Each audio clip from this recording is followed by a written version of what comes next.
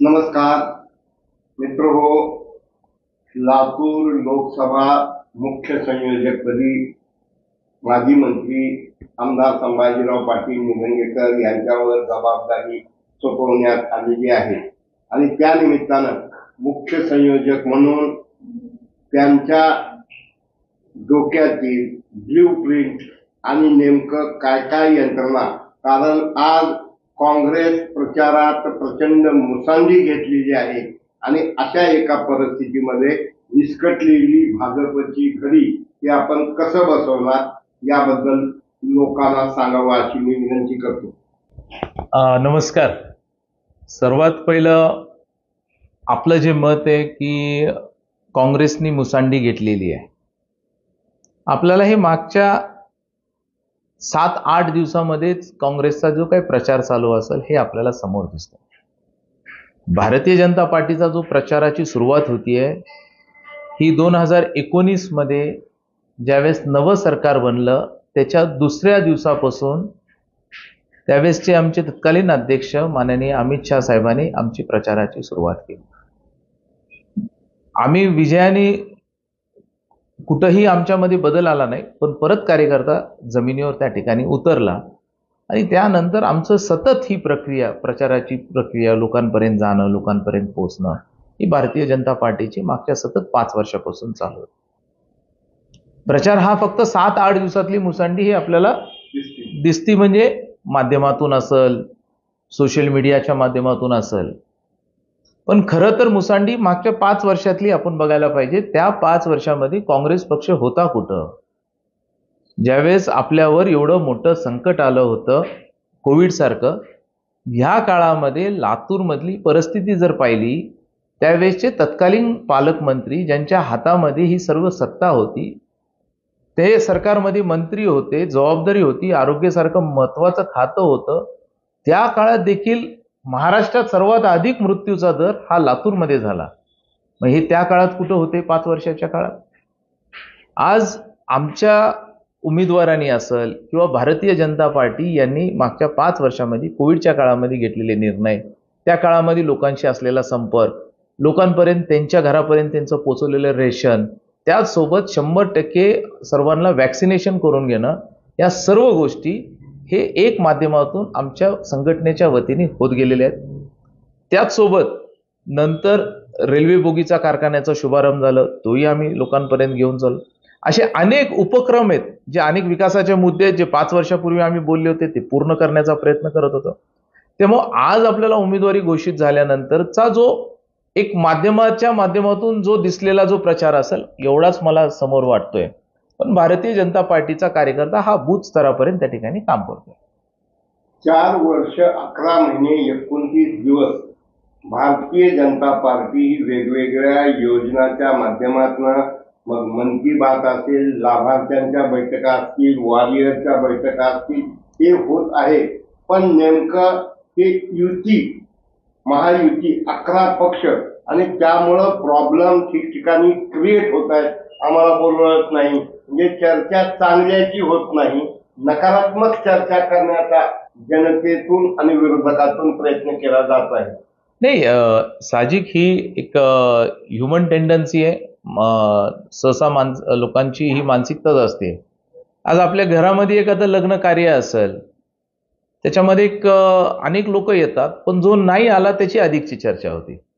त्यामुळे भारतीय जनता पार्टीच्या याच्यामध्ये अनेक कार्यक्रम चालत असतात, एखादा विषय असतो की त्या अनुषंगाने घेऊन चालतात.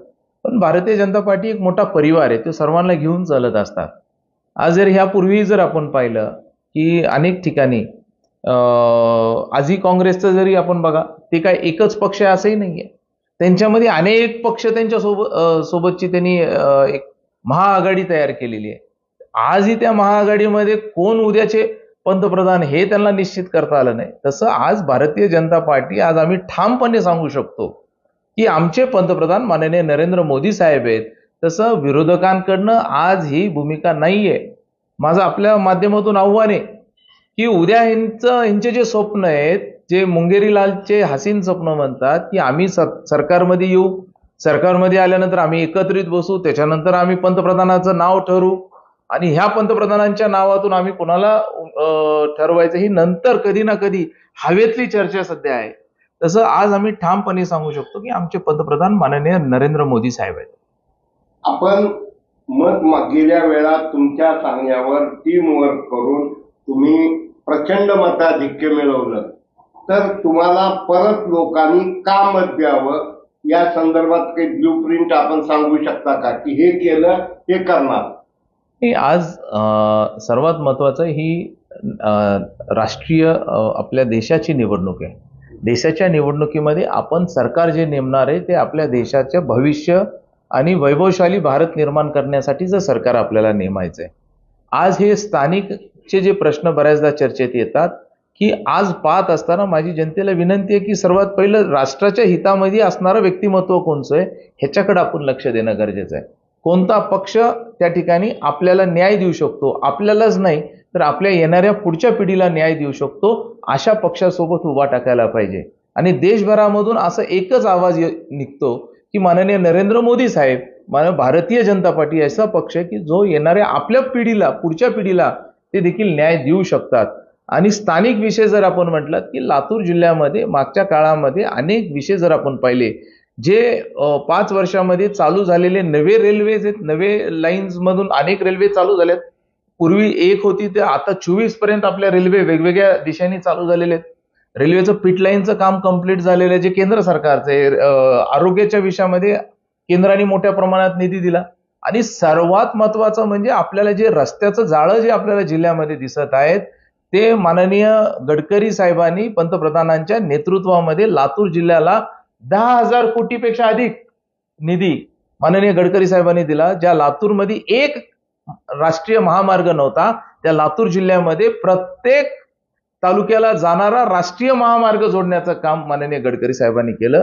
मला वाटतं की हे सर्व दिसणारे काम आहेत. कोविडच्या काळामध्ये आपण केलेले कामं हे सर्व दिसणारे काम आहेत ज्याच्या माध्यमातून ज्या अधिकारांनी हक्काने आम्ही जनतेकडे जाऊन मतं मागू शकतो ते आम्ही 5 वर्षामध्ये या जिल्ह्यामध्ये केलेले काम आहे. भविष्यात लातूर लोकसभेसाठी असं टॉप 10 किंवा टॉप 5 कुठले प्रकल्प आपण आणू इच्छिता? नाही, सर्वात महत्वाचं रेल्वे बोगीचा कारखाना आपला ज्या आता चालू ज्याचं उद्घाटन झालंय त्याची जो पहिला शेल आहे तोही बाहेर पडलेला आहे. आणि त्याच्यानंतर सगळ्यात प्रायोरिटीने आम्हाला त्याच्याशी निगडीत असलेले अँसिलरी जे युनिट्स आहेत हे सर्व आपल्याला लातूरमध्ये आणायचे आहेत. कारण त्या युनिट सोबत अँसिलरी युनिट्समुळे आपल्याकडे अधिकचा रोजगार निर्माण होईल. आणि या निवडणुकीचा आपल्याकडे जबाबदारी देत असताना माननीय देवेंद्रजींकडे माननीय बावनकुळे साहेबांकडे जर आम्ही काय मागणी केली असेल तर ती आमच्या भागामधल्या पाण्याच्या प्रश्नावरची मागणी केली आहे. मी हा प्रश्न देखील लोकांसमोर घेऊन जाणार आहे. जो मागच्या काळामध्ये उद्धव ठाकरे साहेब मुख्यमंत्री असताना आपल्या मराठवाड्याचा वॉटर ग्रीडचा जो प्रस्ताव होता त्यांनी त्याला बाजूला टाकलं. ते 17 सप्टेंबरला माननीय एकनाथ शिंदे साहेब, माननीय देवेंद्रजी फडणवीस साहेब, माननीय अजितदादा या सर्वांनी मिळून त्याला पुनर्जीवित करून आपल्या लातूरच्या पाण्याच्या प्रश्नाच्या फाईलला त्यांनी मंजुरी दिली. त्याच्यामुळे आमच्यासाठी सगळ्यात टॉप म्हणजे 5 असतील किंवा सगळ्यात टॉप प्रायोरिटी जर काय असेल तर लातूर जिल्ह्याचा पाण्याचा प्रश्न आहे. सगळ्यात महत्वाचं म्हणजे महाराष्ट्र सरकारनं लातूर जिल्ह्याला पर्यायानं आपल्याला मंत्रीपद दिलं नाही याचा लोकात प्रचंड राग आहे. जेव्हा की तुम्ही जिल्हा परिषद आणली, महानगरपालिका आणली, पंचायत समिती आणल्या आणि एवढं असताना भाजप मोठी होत आहे म्हणून हायकमांडनं केलेल्या दुर्लक्षामुळं जनतेत जो असंतोष आहे तो तुम्ही कसा कंट्रोल करणार? नाही, भारतीय जनता पार्टी ही कार्यकर्त्यांची संघटनेला जपणारी पार्टी आहे. निश्चितपणे प्रत्येकाचा रोल ज्या त्या वेळेस असतो. म्हणजे आज जर आपण बॅटिंग ऑर्डरमध्ये म्हटलं जो टॉप 2 ला येणारा जो बॅट्समॅन असतो तो कधी ते 5 नंबरलाही जावं लागतं किंवा 6 नंबरलाही जावं लागतंय. कारण त्या परिस्थितीला कुणी कोणत्या टायमिंगला खेळायचं असतं किंवा टॉप मधला बॅट्समन असतो कधी कधी त्याला तुम्ही बाहेरही बसवतात, त्याला एक्स्ट्रा म्हणूनही बसवतात. कारण त्या बॅट्समॅनकडनं तुम्हाला महत्वाचा खेळ खेळवायचा असतो, तो इंजर्ड व्हायला नको, तो अडचणीत यायला नको. त्याच्यामुळे भारतीय जनता पार्टीने प्रत्येकाचा रोल डिसाईड केलेला आहे.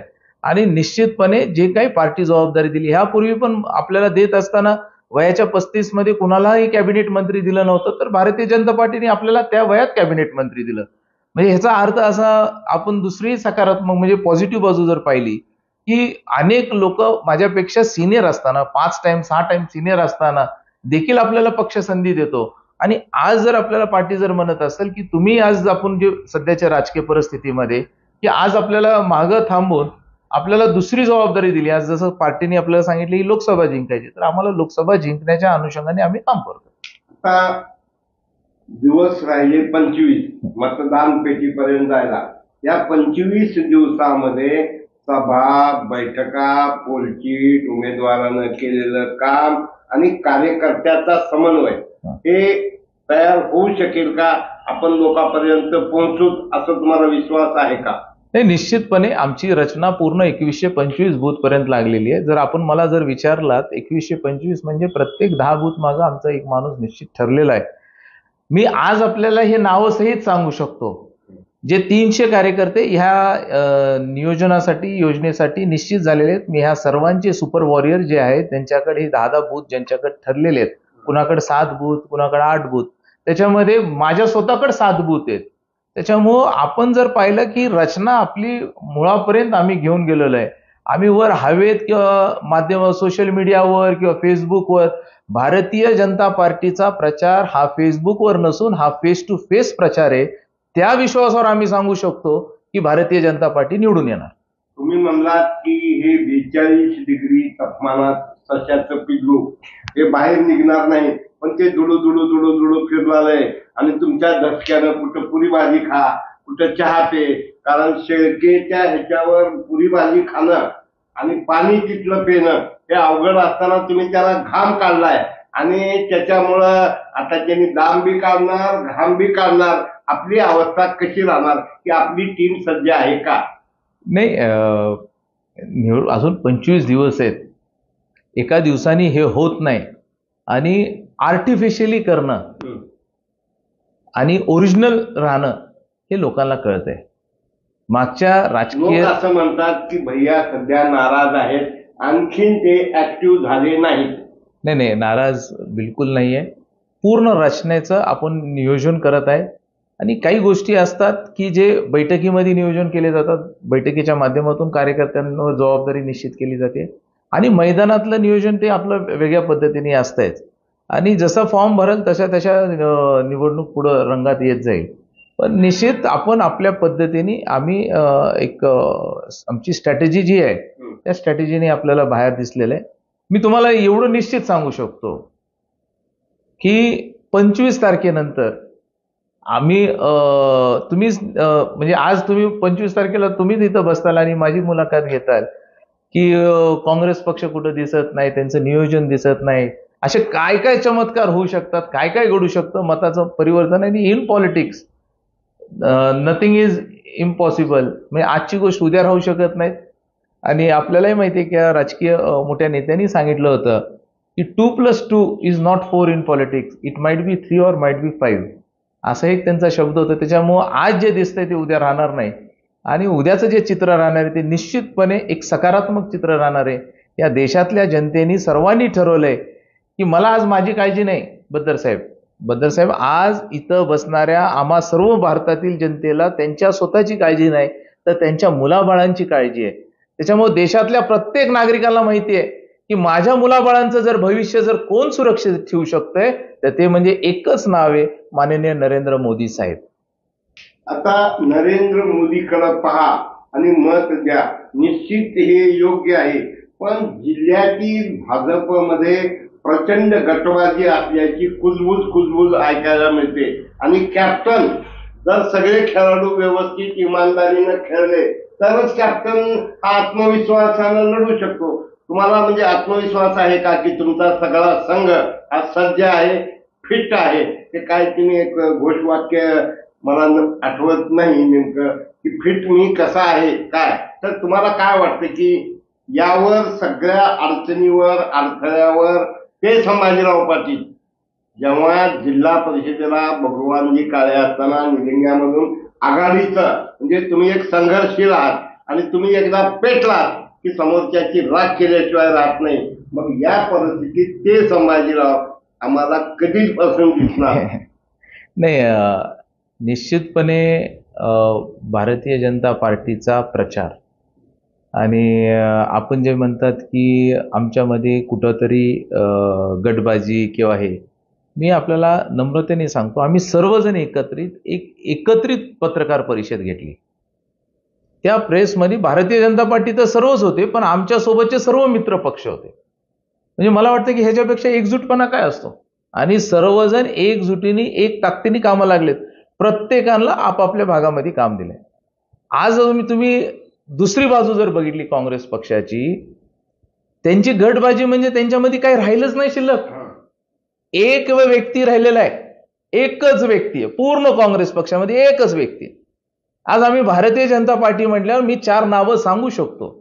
आज इथं आम्ही आहेत, तिकडे गोविंद केंद्रे आहेत, भालेराव आहेत, या बाजूला अभिमन्यू आहेत, या बाजूला रमेश कराड आहेत, तिकडे दिलीप देशमुख आहेत, खंदाडे साहेब आहेत, गणेश हाके आहेत. हे सर्व नावं आमच्या सोबत आहेत आणि सर्वजण एक ताकदीने एका दिशेने एका व्यासपीठावर आम्ही तर आहेच आहे. त्या पत्रकार परिषद जर आपण पाहिलं तर महायुतीची पत्रकार परिषद, अजून आघाडीची एकही पत्रकार परिषद मित्र पक्षात झालेली नाही. आमची भाजपचे सर्व लोक होते, महायुतीचे सर्व लोक होते आणि सर्व ताकदीने आमची पत्रकार परिषद झाली.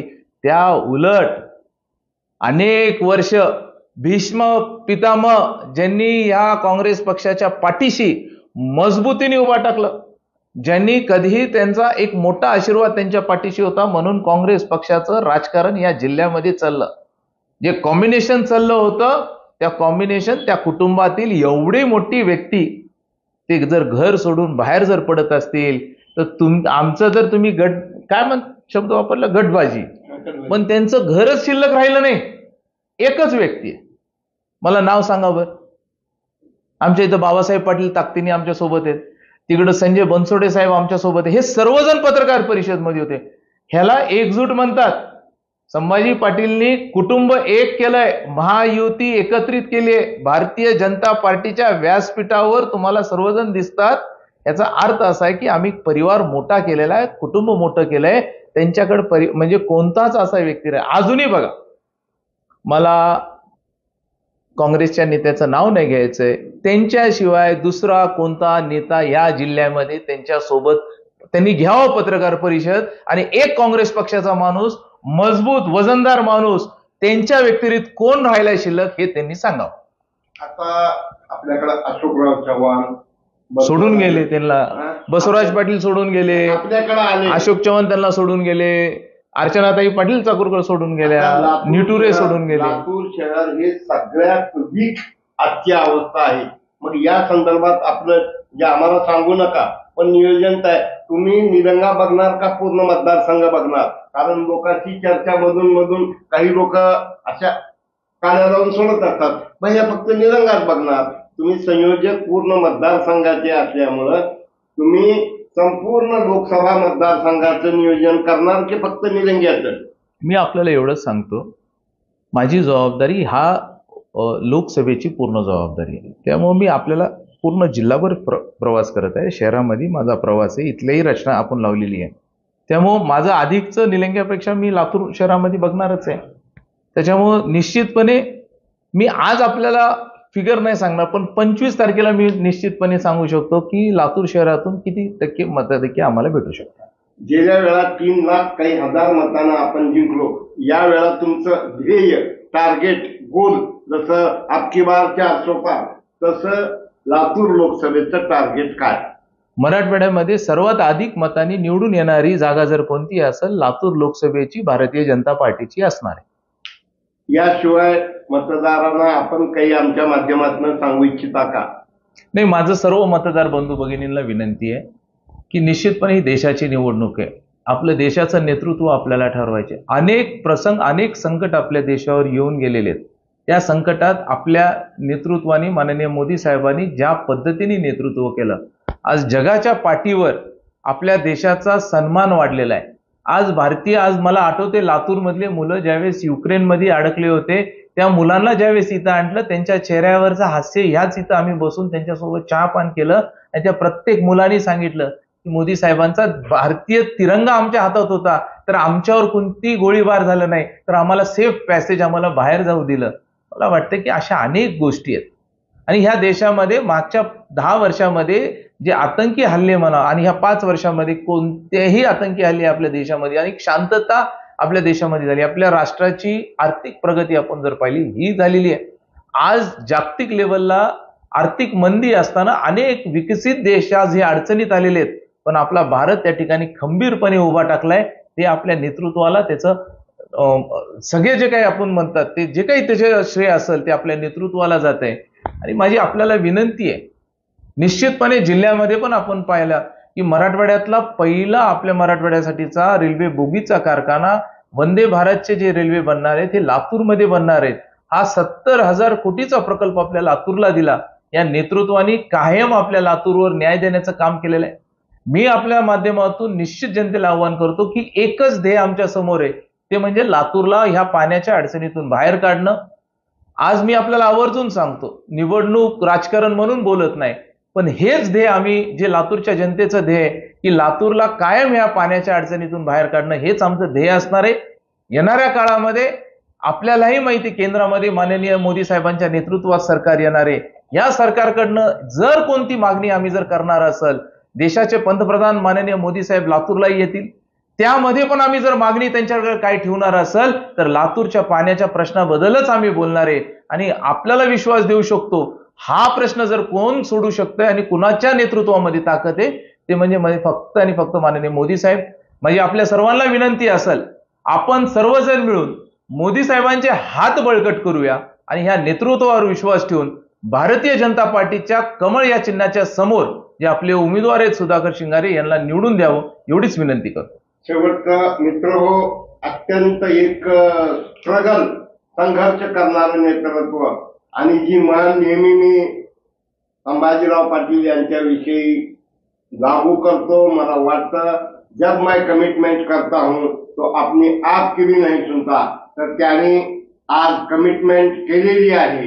एक भाजप कमळ म्हणजे या दृष्टिकोनातून मला खात्री आहे की त्यांना ते यश मिळावं. सर्व टीम आणि मराठवाड्यातच नाही तर महाराष्ट्रात अधिकात अधिक मतांनी संभाजीराव पाटलांच्या नेतृत्वातील हे यश मिळावं अशा प्रकारची शुभेच्छा देतो. आणि आपण आम्हाला घाई गर्दीत असताना वेळ दिलात त्याबद्दल मनपूर्वक आभार मानतो. नमस्कार भैया. धन्यवाद.